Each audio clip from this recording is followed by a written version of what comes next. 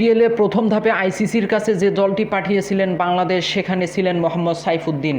তবে সদ্য সমাপ্ত জিম্বাবুয়ে সিরিজের আস্থার প্রতিদান দিতে পারেননি এই অলরাউন্ডার, যার কারণে তাকে বাদ নিয়েছেন তানজিদ হাসান সাকিবকে। বিশ্বকাপ দলের অন্তর্ভুক্ত করেছেন নির্বাচকরা, যা নিয়ে চলছে আলোচনা সমালোচনা। বিষয়টি নিয়ে এবার কথা বললেন প্রধান কোচ চন্ডিকা হাথুরুসিং সিং। দেশ ছাড়ার আগে অফিসিয়াল প্রেস কনফারেন্সে বাংলাদেশ দল কতটা প্রস্তুত এমন প্রশ্নের জবাবে হাথুরুসিং সিং বলেন, আমাদের প্রস্তুতি খুবই ভালো।